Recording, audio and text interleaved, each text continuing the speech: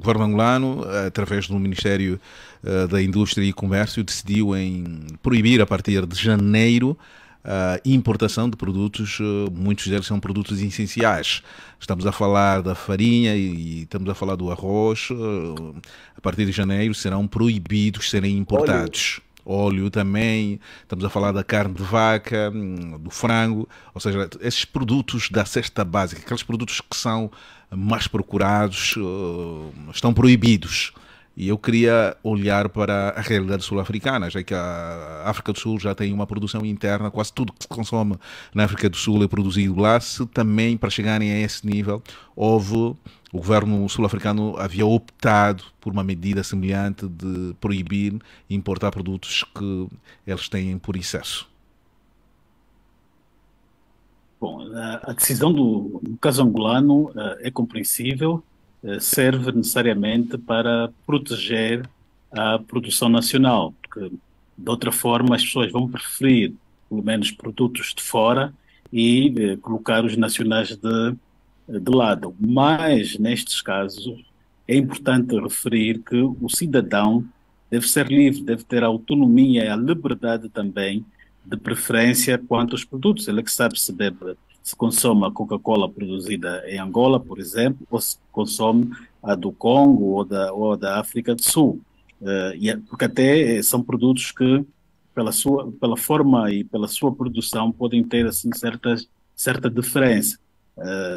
E daí que compreende-se o caso de Angola. Agora, no caso da África do Sul, a África do Sul tem um mercado, aliás, enorme, que também abastece aos países daqui da região. Hoje, a África do Sul está com uma produção, e se nós olharmos hoje num produto sul-africano, eles até já trazem lá no letreiro também os dizeres em português.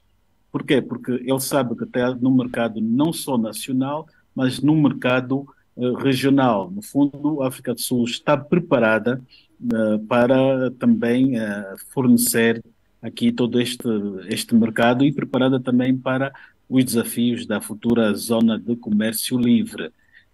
E Angola, que tem o desafio também de aderir a este mercado, e é uma também, é um dos países que nesse momento que tem lutado para tal. Penso que deveria refletir também melhor e no sentido de ter já uma visão para estas políticas no plano do mercado livre, que tarde ou cedo todos os países daqui Terão de da aderir. região da Mas SADC esta é vão uma, aderir a semelhante. essa era apenas alguma curiosidade que eu tenho e claro que já deu informação necessária. Agora, o que é que andou a pensar, José Gama?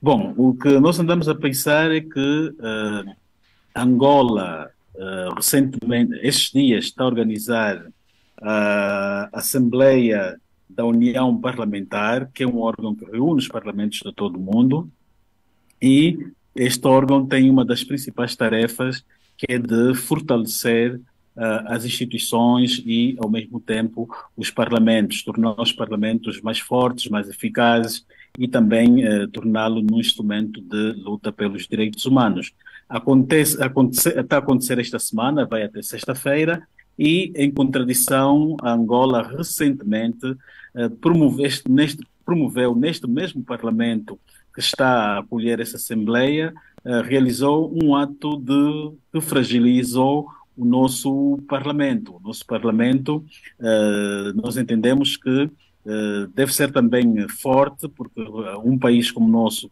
deve ser feito com instituições fortes, e para haver um Parlamento forte é necessário garantir que ele seja também independente do governo, que tenha poderes suficientes para exercer as suas funções. E no ato recente, do sábado antepassado, em que o Parlamento procurou votar, ou melhor, decidir sobre a criação de uma comissão eventual para a destituição do Presidente da República, este mesmo Parlamento sofreu um ato de fraqueza. Nós vimos a Presidente deste órgão a ir ter com o Presidente da República para receber orientações superiores de como deveria agir. Portanto, há aqui essa contradição. Um dia é o Parlamento enfraquecido, outro dia aparecem eles a organizar este evento mundial a defender, que defende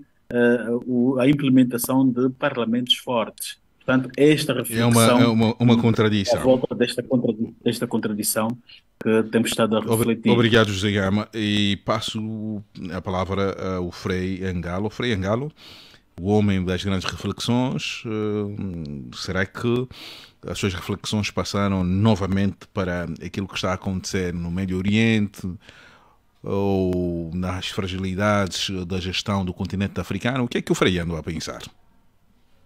Olha, fundamentalmente dois aspectos, um externo, outro interno. O externo é exatamente vermos a humanidade mergulhada num contexto de autoritarismo e terror. Portanto, o que está acontecendo no Médio Oriente, a todos os níveis, é a vitória do terrorismo sobre o senso humano.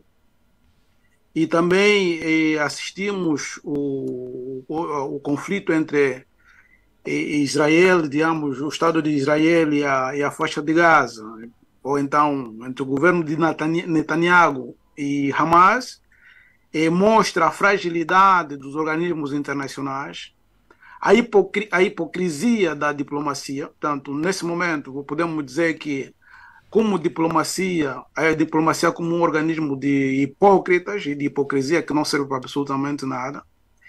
E que a humanidade, portanto, nesse momento, nós mostramos que passados séculos não aprendemos nada nem com o Holocausto dos Hebreus, não aprendemos nada nem com a Segunda, nem com a Primeira Guerra Mundial, nem com as outras atrocidades que a humanidade já viveu, e, portanto, nós vemos aí o reacender do terrorismo e do autoritarismo. Ok? Isso na vertente externa. E na vertente interna? Na vertente interna, preocupante foi o vazio discurso do presidente, um discurso estranho, um discurso sem conteúdo, um discurso fora do tempo, que em vez de, portanto, de definir perspectivas, parecia um relatório desesperado à procura de motivos para falar, né? Isso que, portanto, é preocupante quando, por exemplo, um presidente da República vem ao público falar de coisas que simplesmente como se o senhor vivesse numa realidade paralela. E isto é preocupante porque o líder normalmente inspira os seus liderados. Quer dizer, quando o líder não é sério, portanto, normalmente você acaba criando uma sociedade de gente pouco séria. E então, essa é uma Frei, grande quem tem preocupação. uma apreciação, uma leitura diferente, são os membros do MPLA, um pouco por todo o país saíram em apoio à figura do presidente João Lourenço e principalmente o discurso preferido no dia 16 deste mês. Sim, isso, como eu dizia, isso é um clássico do MPLA. Sempre que o presidente da República ou do MPLA diz disparates, eles fazem como chama, marcha de apoio. É um clássico, digo, é um comportamento um pouquinho idiota, né, que se faz. Entretanto, permita-me uma coisa, assim rapidamente, para dizer aquilo que o Custódio estava a dizer e o José Gama também falaram, da proibição dos produtos, né, desses produtos, esses 140 e tal produtos. Eu acredito que é uma boa medida, é uma excelente medida, porque o grande problema dos nossos países é a preguiça. Okay? A preguiça da população que fica à espera de um governo paternalista que diz que o mais importante é resolver os problemas do povo. Essa é a mentira mais grave que o país foi construindo, porque o mais importante é o governo criar condições para que cada um resolva os seus problemas. O nosso povo é um povo que produz, ok? E então é importante, portanto, potenciar o mercado interno, proteger o produtor interno, porque os produtos que vêm de fora não vêm para beneficiar, vêm exatamente para invadir e prejudicar o mercado. Então, protegendo o mercado e promovendo a produção interna, eventualmente vamos eliminar a preguiça na sociedade, também a preguiça de quem governa. E outra coisa que é super importante dizer é que não existe nenhum país autossuficiente, ok? Portanto, o que significa dizer que as importações... Isso pode ser uma contradição, Frei. Não, pode ser uma não é, contradição. não é o que eu vou dizer. Portanto, o país tem que... Aquilo que produz, o país tem que manter e fazer, portanto, as importações devem ser regulamentadas, porque você, por exemplo, não sai com a tua caneca de catato e vai vender no mercado europeu, digamos assim, como coisa, sem, portanto, uma regulamentação. E aquilo que fortalece, por exemplo, o mercado europeu, ou então nações como a África do Sul, ou nações como a Índia, né, que não tem um mercado propriamente, é exatamente o protecionismo. Tanto mesmo os Estados Unidos, a Rússia, esses grandes, a China, não é que você pega o teu contentor e enche de maçãs do Lubango e vai vender na China. Não, não vão permitir isto. Mas eles pretendem sufocar o nosso mercado com produtos vendidos, atenção a esse detalhe, vendidos a custos muito baixos, que, por exemplo, o produtor nacional, se fizer praticar o mesmo preço, só fica prejudicado. Então, essa política, acredito que é boa. Vai ter bons resultados. Vai dar bons frutos. Resultados não sei, pelo menos é uma coisa diferente. Muito obrigado. Para eliminar preguiça. Muito obrigado. O Chiplique Eduardo, o que é que andou a pensar? Olha, andei a pensar no Tribunal Africano dos Direitos Humanos e dos Povos, que está do protocolo resultado que entrou em vigor em 2004 e que das decisões do próprio tribunal, alguns estados africanos que ratificaram o protocolo não estão a cumprir. Repare, por exemplo, que o próprio Tribunal Africano encontra-se nessa cidade de Arusha. A Tanzânia foi condenada pelo tribunal, mas a própria Tanzânia que acolheu o tribunal não está a cumprir. E é uma das grandes preocupações. Está-se a ter as decisões do Tribunal Africano dos Direitos Humanos e dos Povos como meras recomendações e não estão a tornar execuíveis as decisões, o que prejudica. Esta é uma questão. A outra, há uma reforma de Paulo Kagame, a reforma das instituições da União Africana, que começou em 2017, devia terminar em junho de 2023 deste ano. Portanto, que o conteúdo desta reforma é ultra secreto, ou seja, só apenas os líderes dos Estados da União Africana conhecem, enquanto a sociedade civil, os seus povos desconhecem os conteúdos. Não sabemos como efetivamente o Kagame está a cozinhar a reforma da União Africana. Mas, olhar então Chiplica, para onde reside a preocupação? Onde reside a preocupação? É o desconhecimento do conteúdo da reforma. Porque a Comissão Africana dos Direitos Poderá Humanos... não ser, se apresentarem elementos, daqueles elementos pouco aceitável, acredito eu que as nações que são integrantes à União Africana poderão chumbar. Não terão como fazer, porque aquilo está a ser feito junto da União Africana. E a sociedade civil, a própria Comissão Africana dos Direitos Humanos não fazem parte. Portanto, só os líderes conhecem os conteúdos e são eles que vão definir a maneira como isso vai funcionar. Ok, por obrigado. Exemplo, a Comissão Africana dos Direitos Humanos tem a tarefa de fiscalizar o cumprimento dos direitos humanos a nível do continente, instar os estados, fazer recomendações, fazer visitas. E Kagame, tudo isso não sabemos se efetivamente nessa reforma vai permanecer. E o grande receio é por ser uma figura que é tido como um ditador a conceber esse plano. Muito obrigado. Kokumkuta, hoje a partir de casa, mais uma vez, o que é que tem pensado? O que é que anda a pensar? Eu, na verdade, pensei várias coisas, mas vou partilhar duas. A primeira é a impopularidade ou falta de capacidade de mobilização da atual direção do MPLA em Luanda. Como se deve notar, houve quase que pouca gente na manifestação que foi levada a cabo, né, para elevar a imagem do presidente João Lourenço. E esta informação, por exemplo, é partilhada com muitos militantes do MPLA que mostram-se descontentes.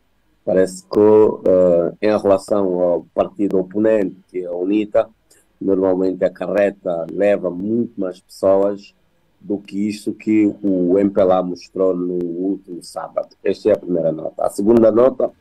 Coque, o MPLA, antes de ir para a segunda nota, o MPLA tem a noção desta perca de popularidade de forma acentuada na capital do país? Quando diz o MPLA é muito abstrato, mas certamente muitos militantes do MPLA têm a noção disto e mostram-se preocupados, porque alguns até vão conversando conosco, não é? E mostram-se realmente preocupados. Parece que também há falta de meios, não é?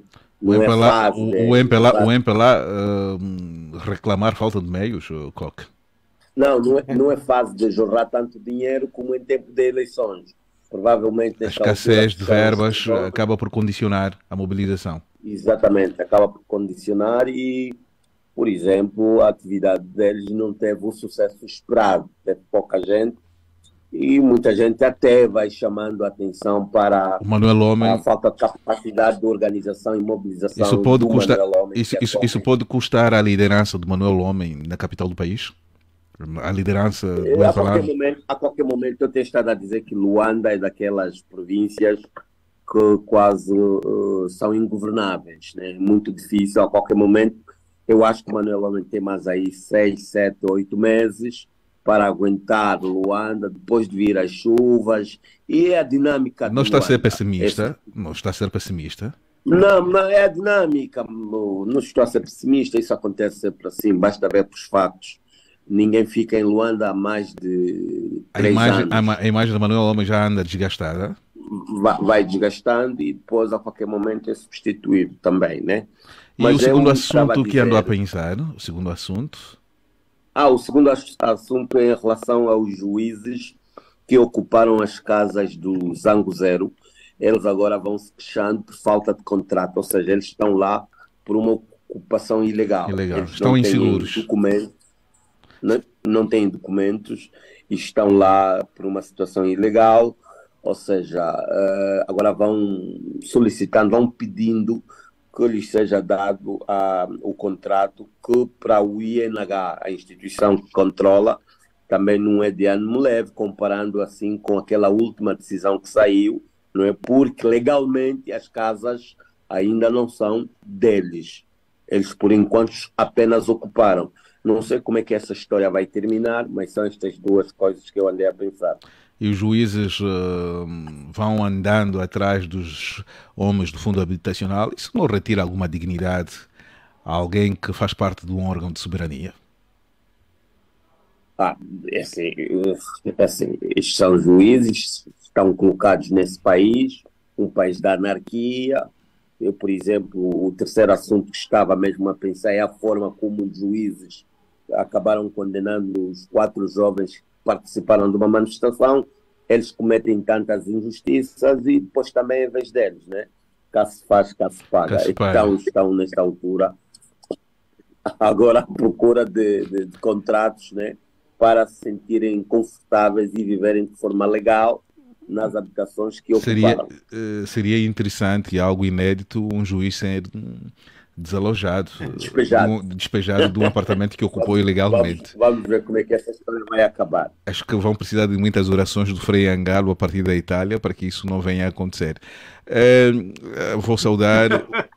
Vou saudar o jurista Jaime, um pouco atrasado, mas vale a pena tarde do que nunca. Seja bem-vindo e o que é que andou a pensar? Boa tarde, Horácio. Boa tarde, extensivo aos nossos companheiros lá do outro lado da linha. E boa tarde também aos radiovintes da Rádio Despertar. Esta semana eu estive a refletir um pouco em torno do que está a acontecer na faixa de Gaza e subscrevo parte do discurso do Frei Angalo. Parece que a humanidade ainda não aprendeu a conviver em paz.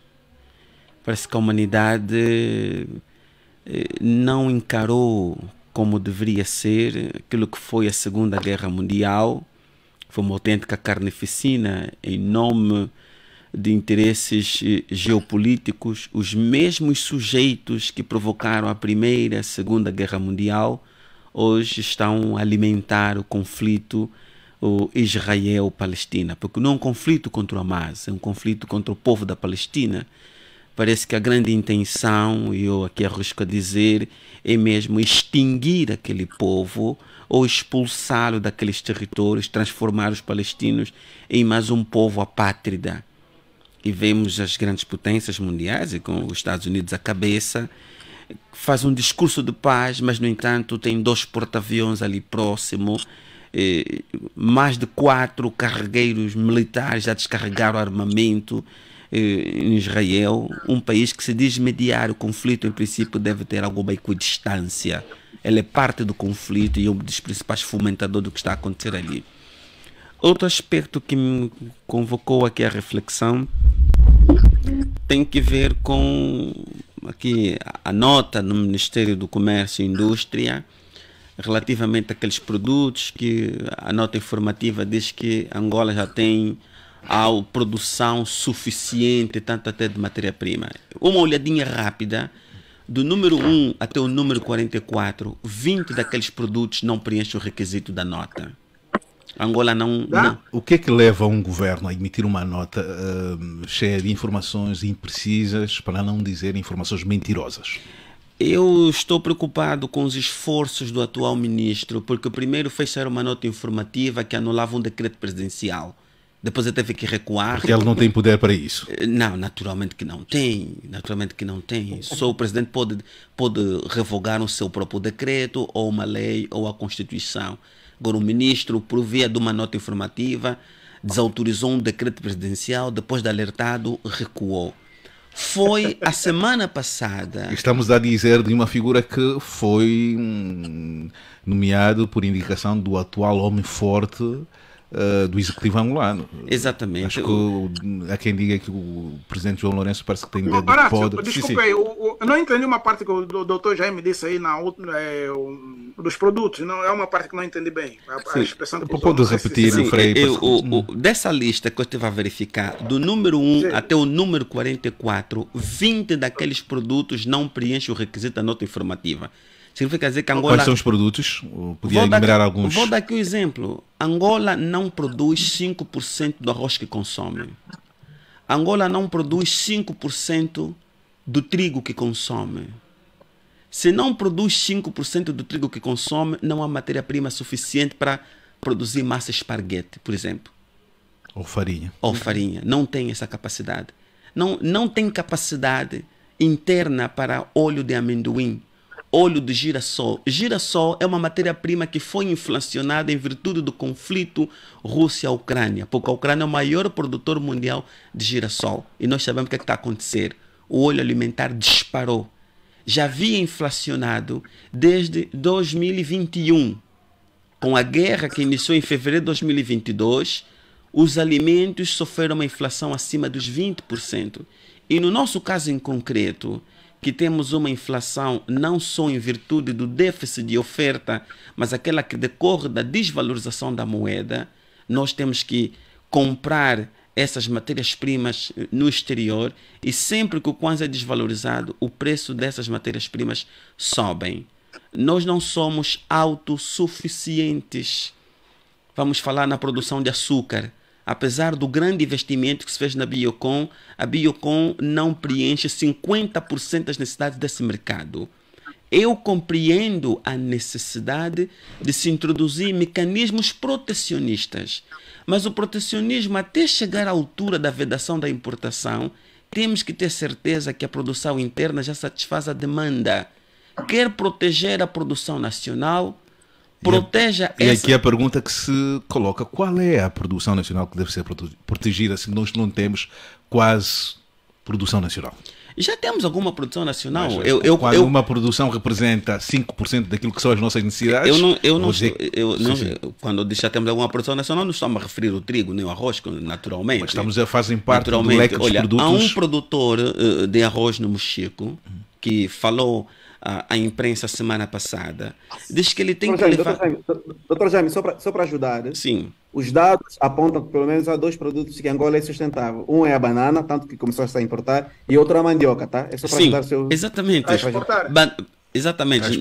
Começamos a exportar esses 2 produtos. Sim, Catato banana. também. Sim, isso. Que não sei onde produzem catato. Sim, nós já produzimos o ovo também. O catato deve ser produzido aí na terra Mas- do Frei, lá no Costa. Na Chibia as árvores de catato são poucas. Sim, Na mas- chibia, meu. Mas, no entanto, Angola não tem produção de frango suficiente para o mercado. Por quê? Se não tem produção de grãos, é impossível haver produção de aves, porque as aves dependem da disponibilidade de produção de grãos. De O grãos. mesmo acontece em relação à carne suína. Esse é um tema que acho que poderíamos. Horácio, Sim. dava só para crescer nessa questão que o Dr. Jaime se refere ali. Tem a ver também com, e o Frei falou há pouco tempo, com a certificação. Porque muitos desses produtos, estava a dizer alguém, as sementes próprias são levadas para a terra sem a devida, diríamos, composição química recomendável.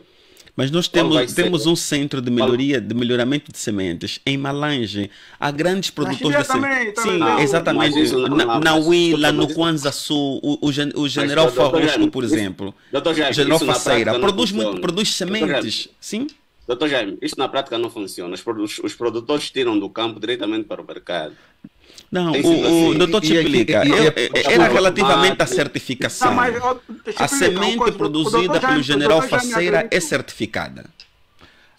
Este é um Não, eu tema. acredito- Este é um tema, Frei Angalo, desculpa. Este é um tema que poderia Não é dominar possível todo o fazer, é debate. preciso Não, só coordenar. queria Sim. dizer, Além- o doutor Jaime faz um diagnóstico realista, digamos, um diagnóstico realista. E, de fato, é um tema que poderíamos... Dominar hoje o nosso debate. Sim. Acho que Sim. em função. Em função Imagina, Horácio, Em função disso. até leite. Bem, sinceramente, Angola, Leite? alguns vocês têm leite? Oh, não, alguém está a brincar conosco. Acho que Não, aqui, Dr. Jaime, aqui eu combate. concordo com tudo que o doutor Jaime disse, né? Absolutamente faz um diagnóstico real e realista, nada a discutir. Eu acredito que a única vantagem que tem nessa decisão, talvez, é tentar diminuir a preguiça dos governantes. Mas matar o povo à fome. 4%. Nós não. Para um país que importa 95% do arroz que consome, é uma medida Proibir a destas. importação de arroz. O que vai haver é especulação de preços depois. E mais do que isso. Quem tem mais já do- vai começar a guardar mais- os produtos mais- para janeiro. Mais do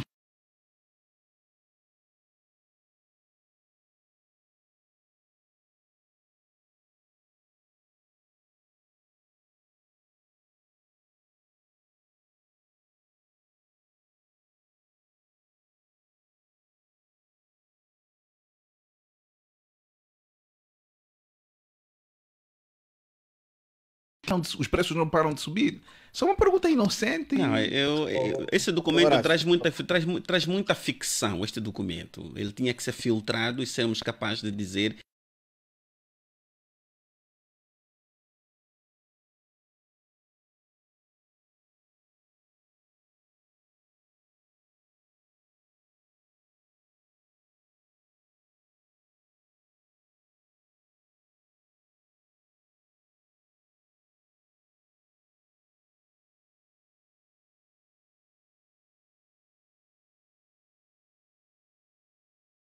Hoje o juiz Jaime está muito fora da caixa. Será que foi a chamada de atenção que fez na última edição? Epa, doutor Jaime, tens que abrir o jogo, meu irmão. Coque. O Horácio gosta de gozar comigo.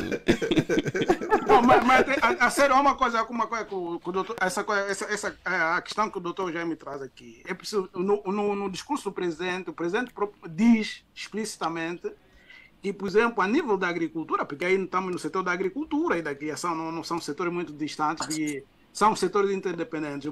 O presidente diz que, digamos, a maior, digamos, eu não tenho aqui a expressão direita, mas na produção agrícola temos mais uma produção familiar.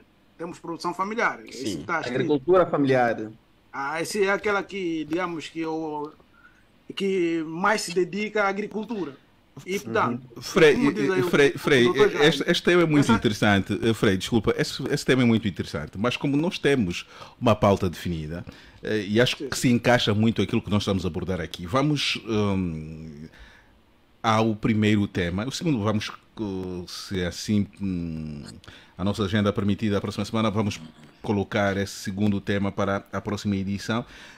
Vamos falar então do papel dos assessores do titular do Poder Executivo, o papel dos assessores na construção do líder, na busca de soluções em tempo de crise. Acho que enquadra-se, com base naquilo que foi dito.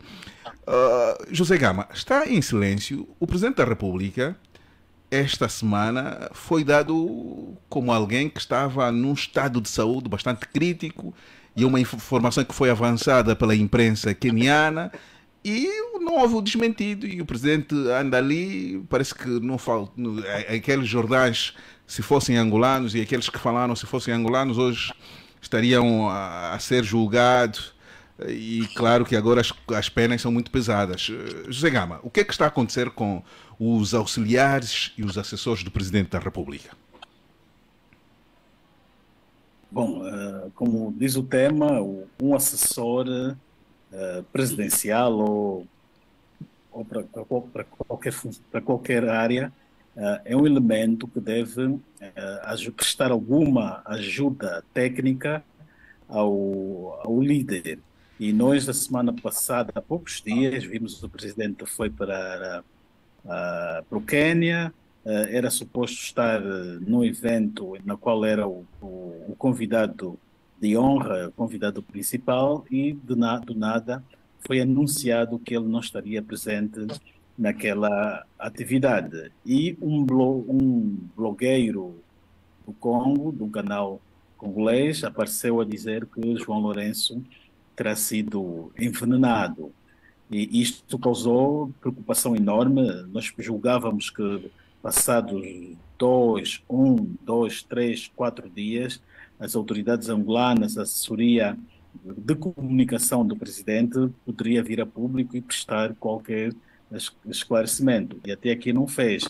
Só depois de alguns dias, creio que a 2, é que o próprio blogueiro congolês veio pedir desculpas e dizendo que aquela informação não era verdadeira. Isso quer dizer que se ele não se retratasse,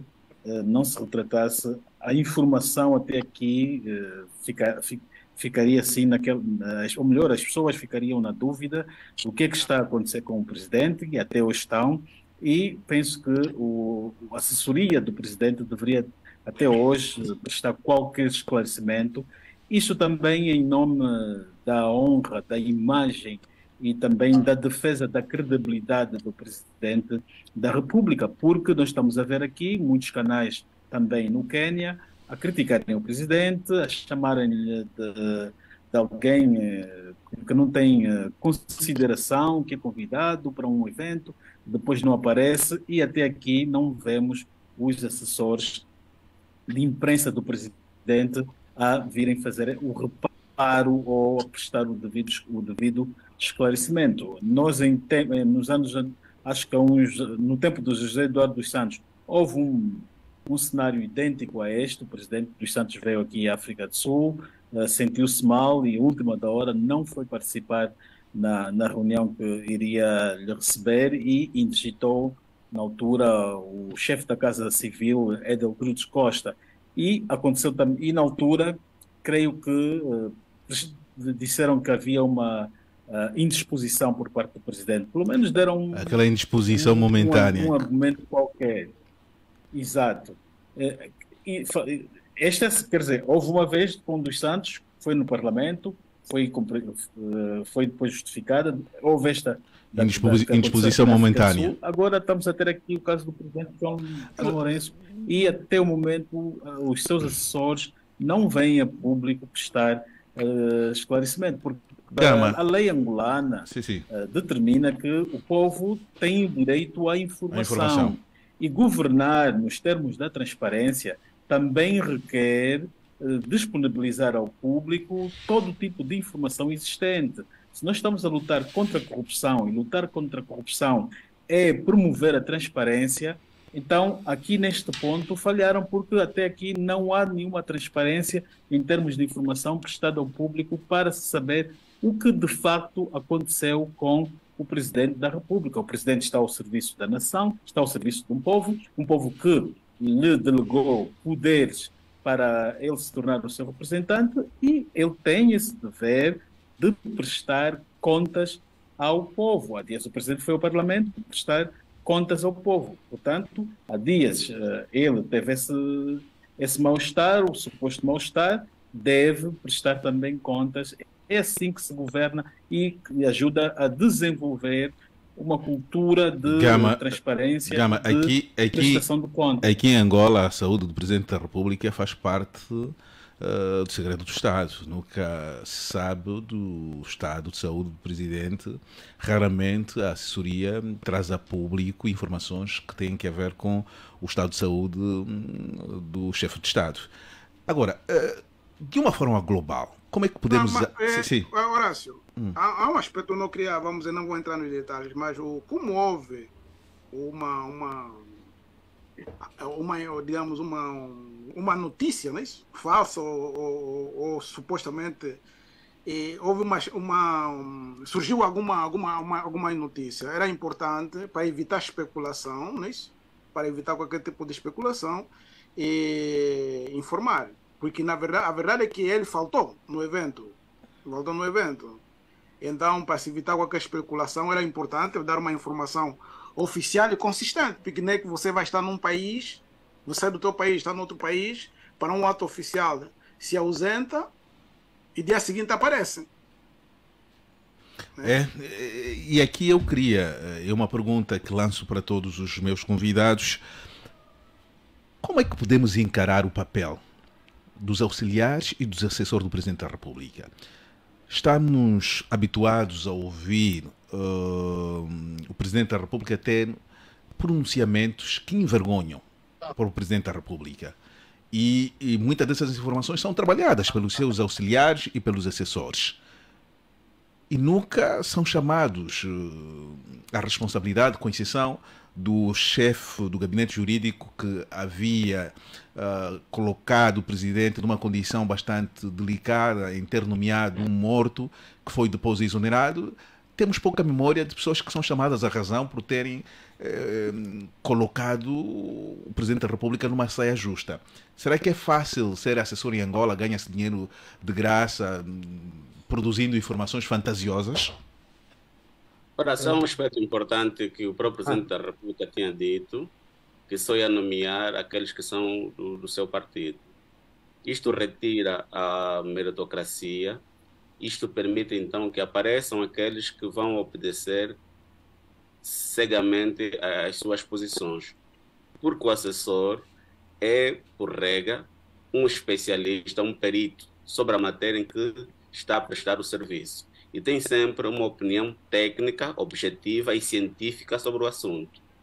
E coloca o responsável, a quem ele está a fornecer o parecer, para que decida de acordo com as propostas que apresenta, as vantagens, desvantagens, conclusões, as recomendações. Ora, se o critério de nomeação é unicamente a militância e ele é o presidente do partido, portanto, o que ele pensa vai sobrepor aquilo que o assessor vai fazer. Então, o assessor deixa de ser um técnico, passa apenas a ser um mero ajudante do titular do Poder Executivo. Mas essa tendência que temos a nível da presidência é quase para todos os outros organismos do Estado ou da administração pública. Portanto, é uma réplica que se tem e fragiliza, porque há situações, há opiniões, às vezes, ou pronunciamentos públicos que não se percebe, que é difícil entender, olhando para uma pessoa que tem um número grande de técnicos ao seu lado.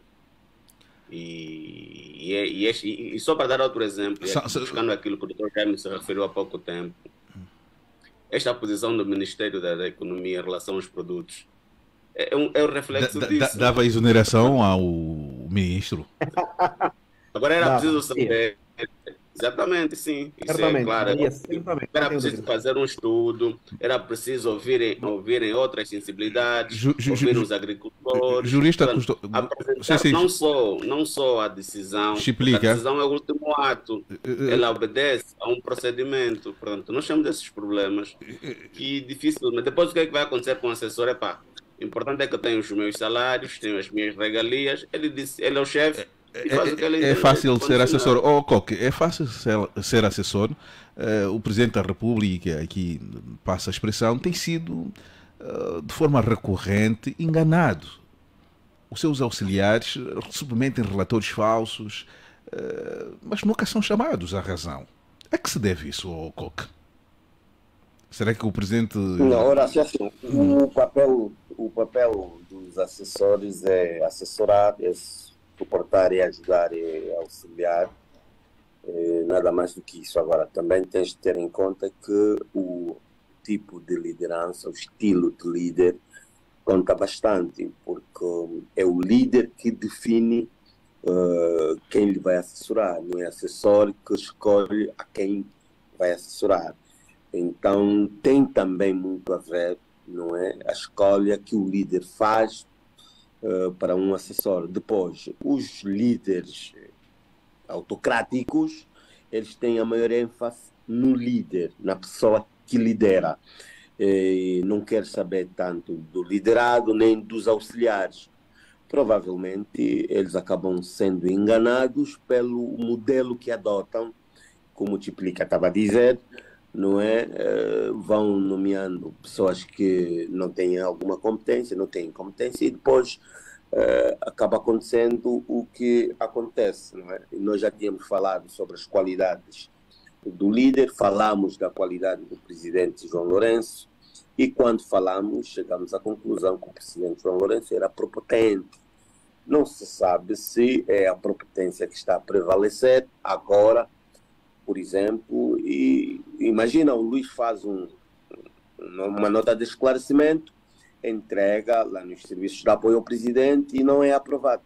Se não é aprovado, o Luís não tem o que fazer, não vai passar. Mas o Luís Fernando não teria a humildade também de achar que o seu papel, como não está a ser cumprido, colocar o seu cargo à disposição, porque critica-se muito aqui o Gabinete de Comunicação e Imagem do Presidente da República de ser um dos gabinetes que quase que não trabalha. Acho que o trabalho que faz é colocar aquelas notas no Facebook e às vezes distribuir um pouco algumas notas na imprensa, ou seja, pouco se sabe do papel efetivo do Gabinete de Comunicação e Imagem do Presidente da República.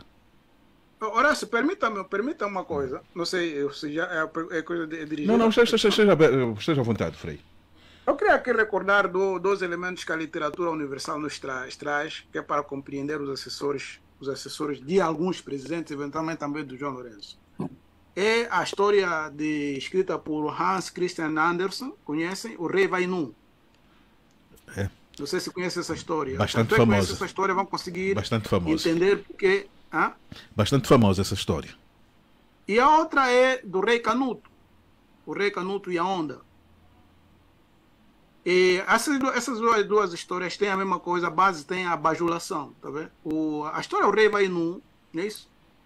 E mais ou menos a síntese era essa, não é isso? Que o rei, como era vaidoso, precisava de um traje muito, muito fino e que dando para se apresentar publicamente. Então apareceram uns burladores que disseram que eram capazes de fazer um fato invisível, ok? Mas só as pessoas inteligentes eram capazes de ver aquele fato.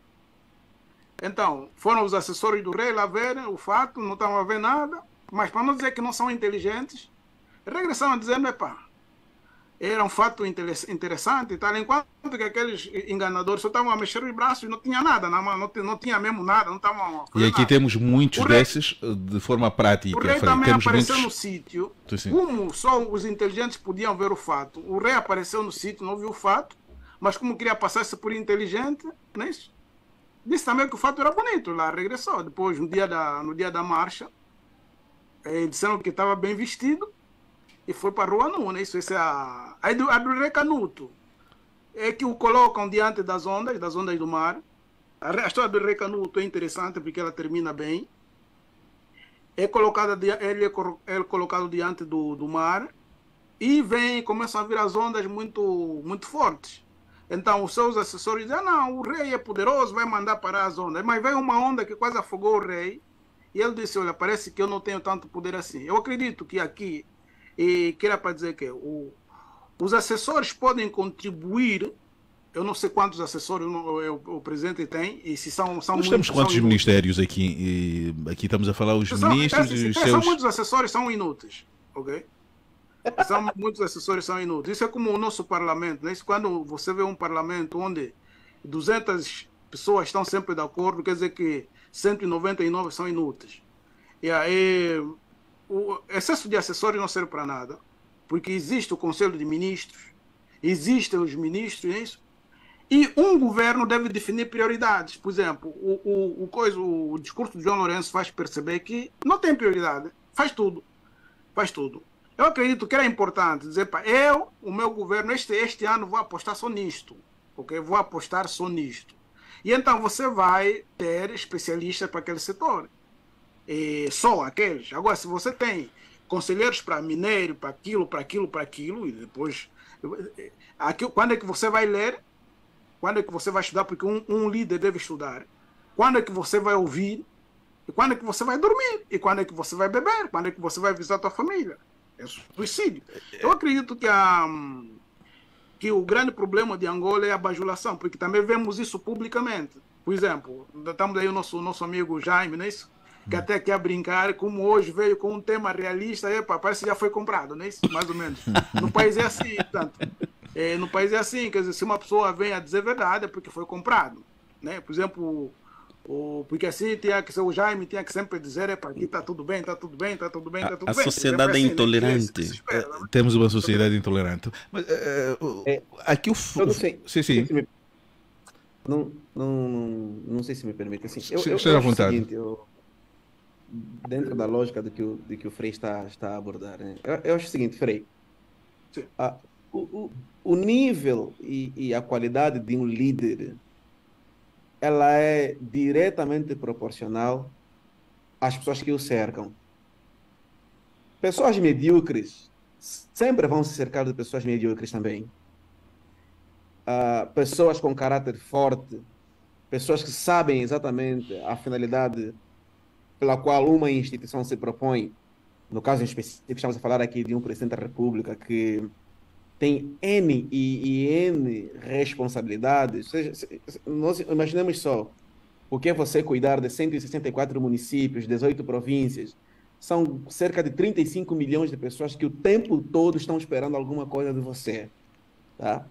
Então, assim, isso não é brincadeira. Então, se você não tiver a capacidade de entender que as pessoas com as quais precisam lidar contigo, as pessoas mas aqui o problema reside no assessorado ou nos assessores? Ou... As duas coisas.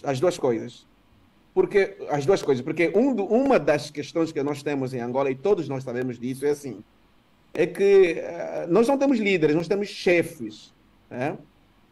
Nós temos um montão de chefes, um montão de pessoas que ocupam cargos e que querem se cercar de pessoas que o tempo todo digam sim, chefe.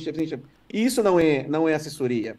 Porque o papel de um assessor, o assessor ele desempenha um papel multifacetado na vida de um líder, né? São pessoas que precisam ter uma capacidade de adaptabilidade, uma capacidade de lidar com vários desafios, com enormes demandas, né? São pessoas que precisam pensar rápido, encontrar soluções rápidas para problemas sérios que a liderança implica, não é? Porque o papel de um líder o tempo todo é tomar decisões. O tempo todo João Lourenço está tomando decisões. E essas decisões, se forem mal tomadas, ela tem impacto direto e muito negativo nas nossas vidas, nas vidas de todos nós. Então, assim, se você não tiver pessoas, sobretudo, que tenham a capacidade de olhar nos olhos e dizerem para você o que você precisa ouvir. Nelson Custódio, não estará a exagerar nesta avaliação que faz. O Presidente da República tem figuras que passaram nas grandes academias. Mas antes de me responder essa pergunta... Mas, sim.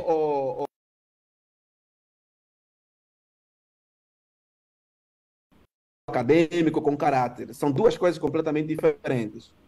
Todos nós sabemos, e já foi dito aqui, eu não me lembro agora quem foi que disse entre nós, como é possível num país como o nosso, em que ali na presidência da República há um staff, uma organização, o que rola ali de pessoas que têm a capacidade de todos os dias colocar informações corretas na mesa do presidente da República para poder decidir da melhor maneira. Como é que é possível, por exemplo, e isso não foi uma vez, né?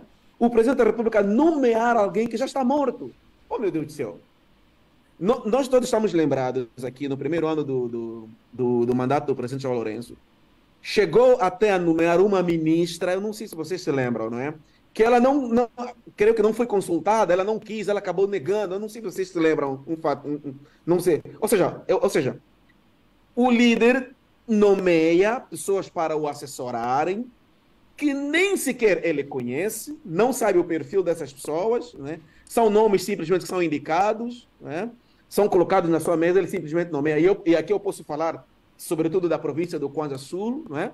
onde auxiliares do titular do poder executivo ao nível local, ao nível da província do Kwanza Sul, são pessoas simplesmente cujos nomes são levados à mesa do presidente da República, ele simplesmente nomeia, mas não os conhece. Não sabe o perfil, não sabe o caráter, não sabe os valores, não sabe as ideias, não sabe qual é o posicionamento estratégico. Quer dizer, é impossível nós termos um país, né, que dê um passo a mais no sentido de vivermos, experimentarmos esse aspecto que tem que ver com a mediocridade, né? Ou seja, partirmos para a excelência, né? A busca da excelência, quando, infelizmente, nós estamos cercados de líderes que são, conforme o Frei Engalo diz, né? Gostam de adular, gostam de bajular, serem bajulados e, infelizmente, não se cercar de pessoas que possam ajudá-los, né, a levar partilhar esta opinião. O nível da sua liderança a um outro nível. Infelizmente, esse é o problema. Doutor Jaime, partilhar esta opinião. Acha que o nosso problema não está na academia, mas está no caráter, ou seja, aqui uma mistura e competência partilhada entre o Presidente da República e os seus auxiliares e os seus assessores? Olha, Horácio, nós temos que distinguir o processo de tomar a decisão política e o processo de tomar a decisão, por exemplo, numa empresa, onde as decisões cingem-se nos aspectos técnicos, na consulta dos instrumentos estratégicos da empresa. As decisões políticas, elas são muito mais complexas. E as decisões políticas nem sempre obedecem à perspectiva técnica. A perspectiva técnica, ela tem que... Mas atrás de resultado, doutor Jaime. Naturalmente, mas o processo é diferente. O processo é diferente. Nem sempre uma boa consulta técnica satisfaz aquilo que são as pretensões e agenda da política. Como é que encara os auxiliares, os assessores do Presidente da República? Vamos cá trazer um exemplo concreto. Nessa altura, tu tens pessoas nos Estados Unidos da América a viver na rua, que tomam uma refeição por dia, e o presidente deles está a pedir 160 bilhões de dólares para financiar guerras. Não era melhor e sensato e até em benefício do próprio contribuinte norte-americano que os 160 bilhões fossem investidos em projetos sociais nos Estados Unidos para ter pessoas que vivem... Mas eu fiz uma pergunta daqui. É só para ter aqui essa perspectiva do processo de tomada de decisão política nem sempre obedece àquilo que são os pareceres dos Acha assessores. Que a política retira a qualidade da opinião nem sempre. E das ideias que são submetidas sobre a mesa do Presidente? A política tem uma agenda própria e a assessoria técnica, ela tem que passar pelo filtro da conveniência ou pelo filtro de compatibilidade com a agenda da política. Mas esses assessores que submetem documentos, relatórios enganosos, não estarão também a levar o país para o abismo? Há de fato aquela consultoria que é Doutor técnica. Doutor Jaime. Sim, Coca. Esteja à vontade. E onde fica a qualidade do resultado obtido, então? Não se tem em conta? Olha, eu gosto de ser politicamente não correto, mas realista mesmo. Porque eu não vivo muito de ilusões em relação ao processo de tomada de decisões. Espera só o resultado. Naturalmente. Você vai percebendo que o resultado está sempre Sim? a deixar a desejar. Você mantém-se naquela decisão? O Presidente da República é um centro de decisões. Ele define a política geral, Sim. mas depois há quem vai gerir no nível tático e no nível operacional as decisões que ele no nível estratégico toma, o que ele desenha melhor. Ele percebe que as decisões estão sempre a dar resultados errados, resultados negativos. Eu não sei se a leitura que faz é efetivamente esta. Nós estamos aqui a fora. A sua leitura. Há uma coisa, desculpa, qual é a leitura que fazemos? Mucuta, vamos coisa. Eu acredito, eu concordo com o doutor Jaime, não é isso? E mesmo a nível de instituição, mesmo a nível de empresa, você pode você pode ouvir, é tipo em casa, você pode ouvir conselhos, não é isso? Mas no final você que decide em função da informação que você tem, porque normalmente... Não, o Frei não está a perceber que o Jaime está a tentar reforçar... não estou a tentar nada. Eu não sou um apaixonado político, eu prefiro ver a coisa na...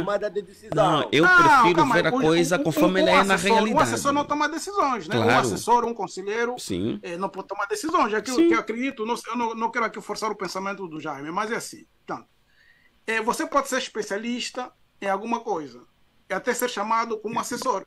Mas também você tem o seu limite. Você vai dizer, pá, as coisas são assim. O nível de informação que você tem, né, não é global. Não é global. Por exemplo, um assessor, talvez, é diferente do secretário do presidente. Exatamente, o secretário do presidente tem mais informação que um assessor, por exemplo... E o secretário tem função política. Área, né? Eu não sei se estou errado. O assessor é por área. Por exemplo, se você é um assessor para segurança informática, não vai saber, por exemplo, da segurança militar ou coisas assim.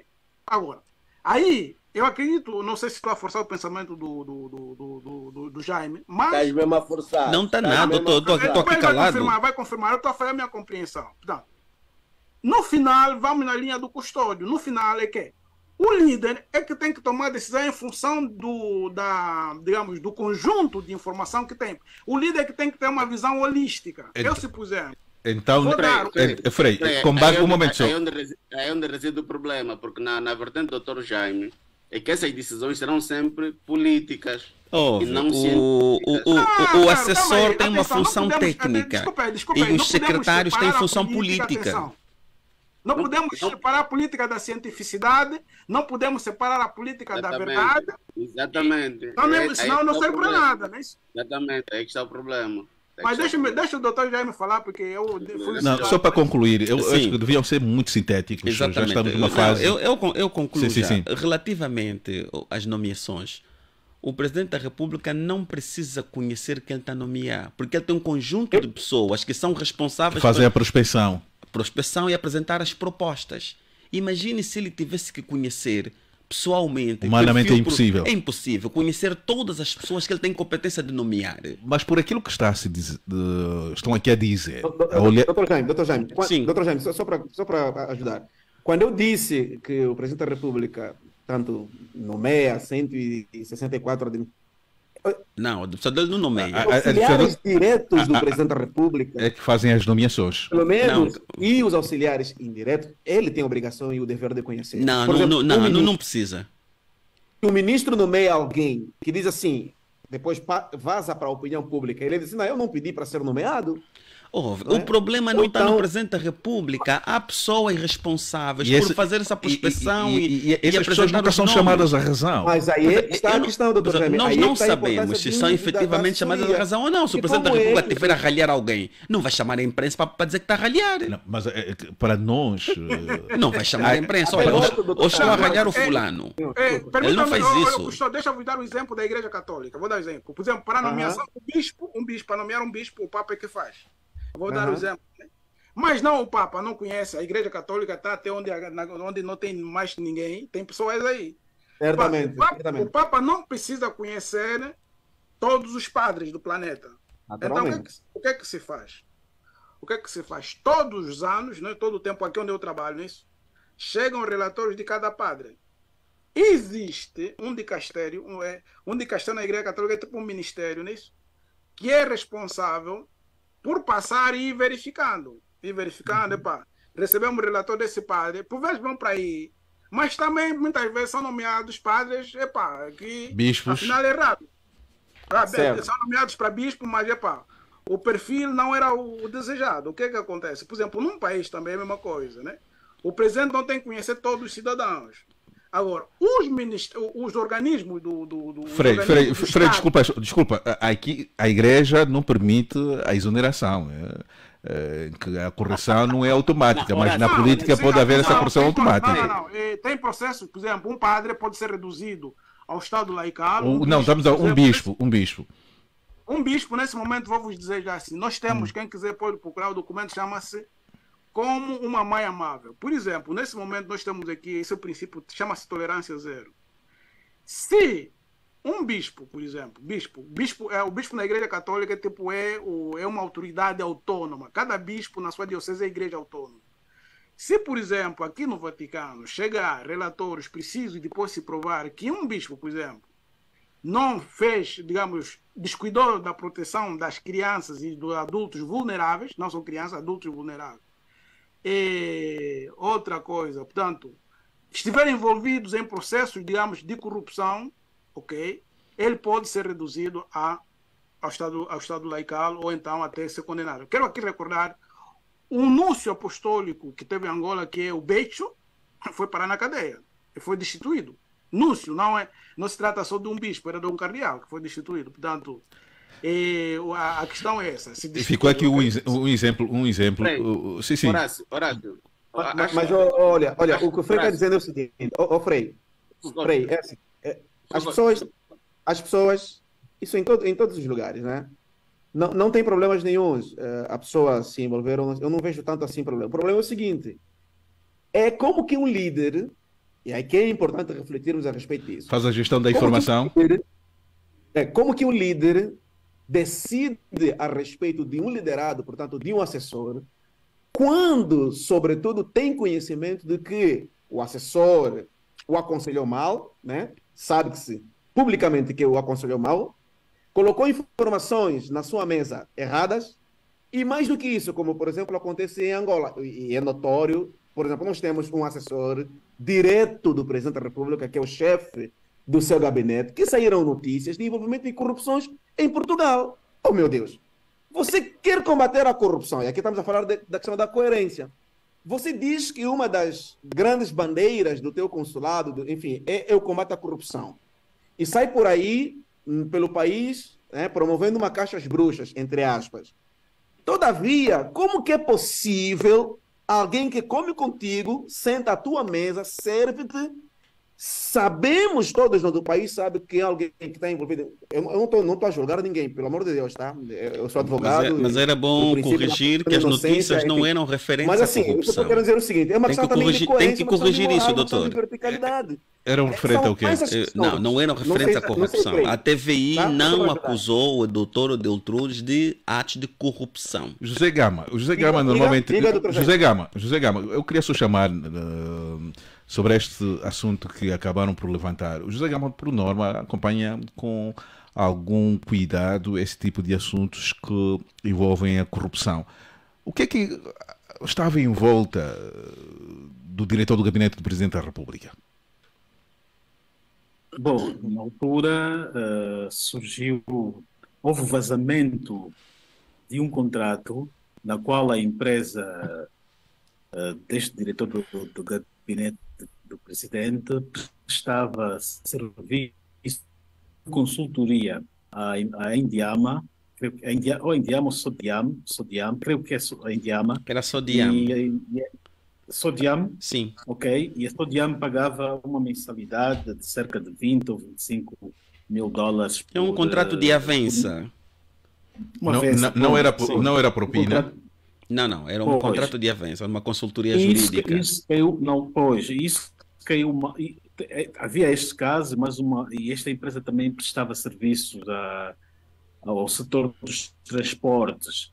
E isto caiu mal porque estava-se a combater a corrupção e o nome da empresa do diretor do gabinete do presidente estava a ser citada em público, né, nestes contratos, e as pessoas não sabiam qual era a natureza daqueles contratos, se por via de um concurso, se foi por via de um amiguismo, e estávamos numa fase embrionária da luta contra a corrupção, e isto causou muita dúvidas às pessoas. E essas dúvidas passaram, e agora passados quase mais de 5 anos, já foram diluídas essas dúvidas?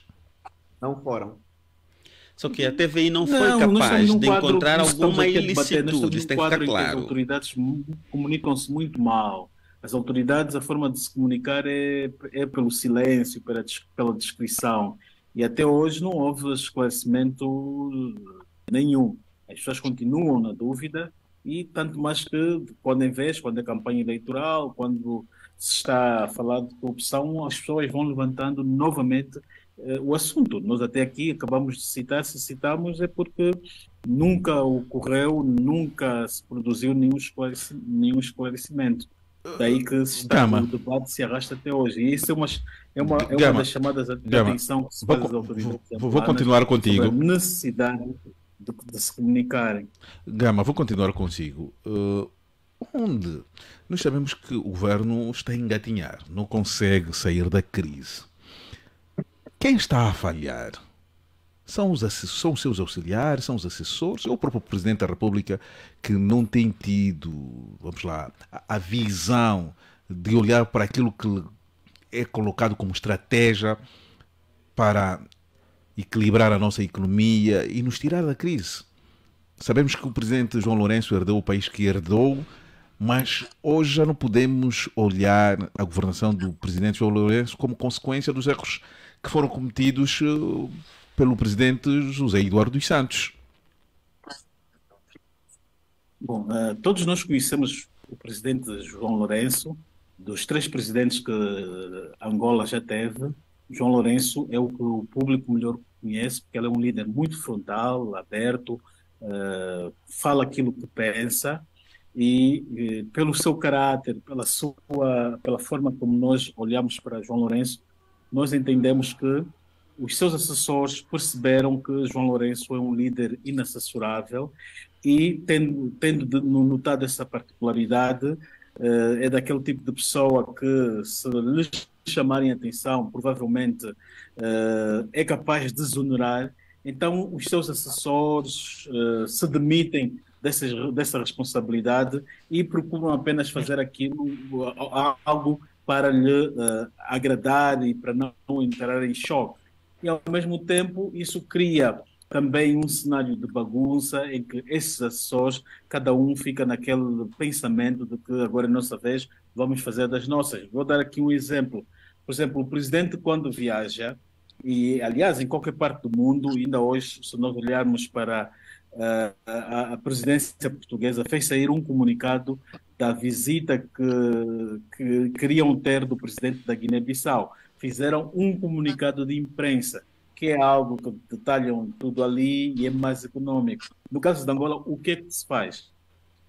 A assessoria do presidente faz um vídeo ao invés de um comunicado. E esses vídeos que fazem requer ir para o estúdio, requer sair de um sítio para o outro. É mais gasta-se muito dinheiro. E nós perguntamos qual será o orçamento da logística de se fazer esse vídeo, que ao mesmo tempo até ainda rouba espaço de antena na TPA. O que é que está a ver aí? Por que é que se está a enveredar pela via que mais custo dá ao Estado angolano, ao invés de se fazer uma nota de imprensa, distribuir para todo mundo, para os grupos do WhatsApp, e a mensagem flui com o seu itinerário e etc. Isto também é fruto, como dizia, de os assessores notarem... Aproveitarem nessas ocasiões também para faturarem um pouco. Então faz toma partido da situação, faz isso. No meio também de se colher ali dividendo. Coque. Eu não sei, sinceramente, não sei se os assessores podem representar gorduras em função do que eles fazem, que a gente não toma conhecimento. São coisas que a gente acaba não sabendo, devíamos saber, mas não sabemos. Então, não sei se vale a pena lhes manter aí ou apenas substituir, mas quando das leis, né, são os juristas que fazem isso normalmente, se era possível ou pensar, por exemplo, o presidente nomear apenas aquelas figuras que têm impacto direto com ele. Mas é mesmo só pensar fora da caixa, porque isso depois exige elaboração de outras normas, alteração de muitas normas. Eu não sei se é possível. O que é que o Jaime acha? O Coque está satisfeito. O Coque está sente-se satisfeito pelo trabalho que é feito pelos auxiliares do titular do Poder Executivo? Estamos a falar do trabalho dos ministros. Não sinto, porque não estamos a ver os resultados. Agora, eu disse aqui que há... E a solução passa por onde, Coque? De liderança. A solução passa por onde? Exonerar os titulares ou o próprio Presidente da República? Aqui, o Presidente da República não se exonera, mas o mal está no Presidente ou no... Se o Horácio, por exemplo, fazer uma pergunta direta em relação ao assessor que lhe dá com matérias de imprensa, que é o Luís Fernando, e pelos contatos, pelas demarchas que nós tentamos fazer para conseguir uma informação e não conseguimos, aí eu diria que o Luís não serve. Agora, estamos a falar do ponto de vista geral. Do ponto de vista geral, eu não sei qual é o impacto, qual é a tarefa, por exemplo, do assessor para a área social. Eu não sei qual é o impacto, qual é a tarefa do assessor para a área jurídica, mas aquela pessoa que eu todos os dias, por exemplo, já lutei para tentar contactar, para tentar obter alguma informação, um esclarecimento, e não consigo, nem mesmo off-record, eu posso dizer que o Luís já não serve. Devia ser exonerado. Do ponto de vista geral, eu preciso... O Luís Fernando, se dependesse de si, devia ser exonerado. Sabemos que o Presidente da República não é omnipresente, obviamente. Mas o modelo de indicação da proposta destas pessoas, quais são os critérios que são utilizados que este grupo restrito tem? Porque este comportamento dos assessores é uma réplica que vai até as administrações. Mas te explica, era bom segmentar que pessoas são essas que o Presidente da República nomeia, porque em função das pessoas pode depois se discutir os critérios. Até assim dar exemplos concretos. O doutor já se referiu há pouco tempo, por exemplo, de que o Presidente da República não conhece todos. Nem precisa conhecer. Não precisa conhecer. Não, nem precisa, nem tem essa obrigação. Não tem essa obrigação de conhecer. Existem então pessoas que propõem esses nomes. Naturalmente. Exatamente. E o modelo de proposta também depende da estrutura onde essa pessoa nomeada vai estar a funcionar. Uma pergunta que vou fazer a cada um de vocês, porque já estamos quase a finalizar. Vou começar um momento só. Chiplica. Estamos a fazer aqui uma análise global e um pouco específica. E eu vou fazer uma pergunta e gostaria que fossem sintéticos, porque estamos mesmo quase a terminar. Vou começar pelo jurista Jaime, que está aqui no estúdio comigo. Olhando para esta floresta, quais são as árvores que dão fruto e quais são as que não dão? Dito de outra forma, quais são os pontos fortes e fracos? Quem são as pessoas que o Presidente da República devia já se descartar delas porque estão a ganhar mais? Olhando para os ministros, para os assessores, o que é que está mal, o que é que está bem? De forma direta. Eu quero dizer o seguinte: se começasse pelo governador Capapinha aqui ao nível da presidência do Cone Sul, todos nós. Não. Então, já não tem poeira, doutor. Já não tem poeira. Capapinha devia ser exonerado. Mas um momento só.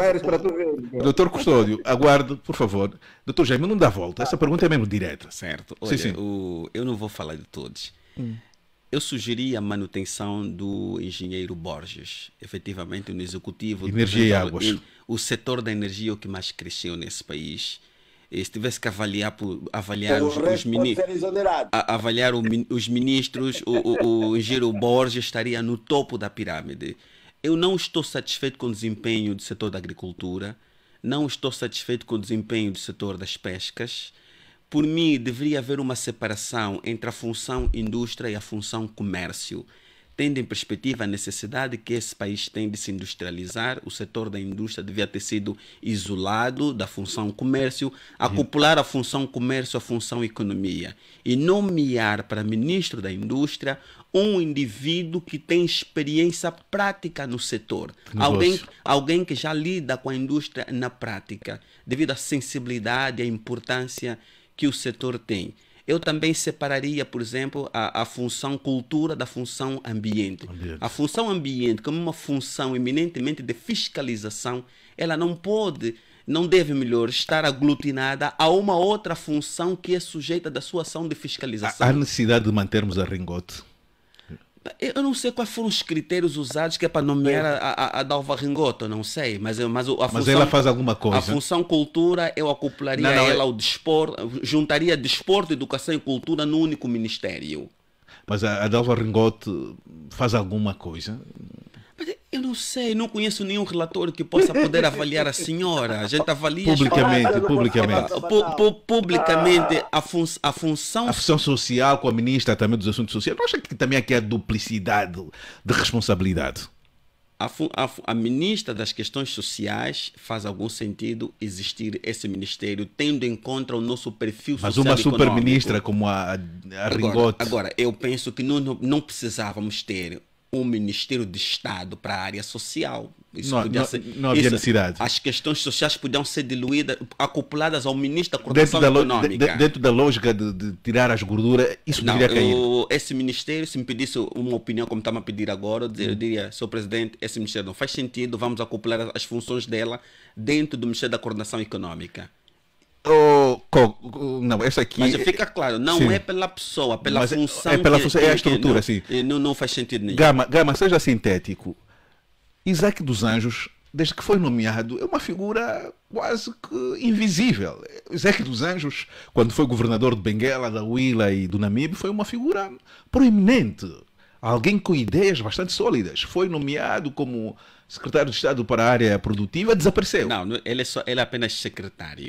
Não é de Estado. Secretário para a área de produção, desapareceu. E essas figuras também não são de visibilidade. Mas a que se deve? Mas de visibilidade é por esse motivo que o setor de produção anda conforme anda. Os secretários do Presidente da República não são pessoas de visibilidade, porque acima ministros. Do secretário tem um ministro de Estado que coordena o secretário do Presidente da República. Aí é onde está as gorduras. Depois tem os ministros do Pelouro. Mas José Gama, responda-me essa pergunta. O Isaac dos Anjos anda sumido, anda apagado. O Isaac dos Anjos, todos os secretários que trabalham na órbita do Presidente fazem um trabalho interno a nível da Presidência da República. Não têm funções executivas que os coloca em exposição com o público. Daí que Isaac dos Anjos, Edeltrudes e outros, o único que tem uma certa visibilidade é o secretário para a informação, porque regularmente vem fazer comunicação e se comunicar Gama, com o público em nome do eu estou já a acelerar. Embora o Isaac às vezes vai para o interior fazer trabalhos por delegação presidencial. Sim, esteve no México recentemente. Gama, quais são os ministros? Gama, se tivesse a oportunidade de exonerar, quais são os ministros que deviam ser exonerados e aqueles que deviam ser, vamos lá, mantidos? Assim rapidamente, porque já estamos mesmo a correr contra o tempo. Eu acho que era a altura do Presidente dispensar o Ministro do Interior, Eugênio Laborinho, por causa dos atos de abusos aos direitos humanos que a polícia faz. Deveria exonerar o Ministro da Comunicação Social, que se revela incompetente. Há muitas queixas à volta dele.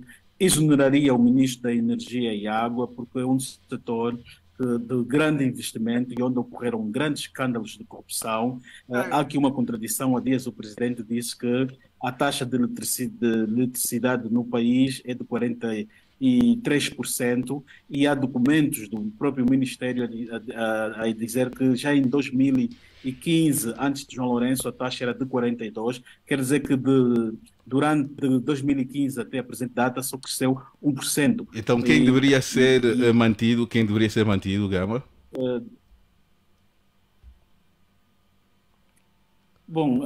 Há figuras que deveriam ser mantidas. Vamos dizer, tem aí o pessoal do setor do desporto, nós temos pessoas no setor da economia que se revelam técnicos. Como a Ministra das Falo Finanças. necessariamente Estamos a ser traídos. que ela deve ficar. Mas é uma política que é José Gamas. José Gamas. Frei Angalo. José Gamas está com cortes. Frei Angalo, quem deveria. José Gamas, o teu sinal está a chegar com cortes. Não sei se viajou para Benguela, não sei o que é que se passa. Frei Angalo, quem deveria ser exonerado, que deveria ser mantido? O José Gamas já está de volta, não? Já está de volta. Sim, mas já estava a finalizar. Estou consigo, Frei. Por favor, rápido. Estamos mesmo quase a finalizar. Quem deveria ser mantido, quem deveria ser afastado neste governo, desses assessores? Eu continuo com a minha tese de ver um Estado segundo a teoria das restrições. E dentro desse conjunto, quando alguma coisa não funciona, você tem que ver qual é o nó que não funciona, é aquele nó que tem que ser resolvido. Portanto, para mim, nesse momento, o problema de Angola é o governo do MPLA. Isso, portanto, a solução para mim era a demissão de todo o governo. De todo o governo. Ok, nada se aproveita. Explica. Para todos se aproveitam, mas nesse momento não são úteis.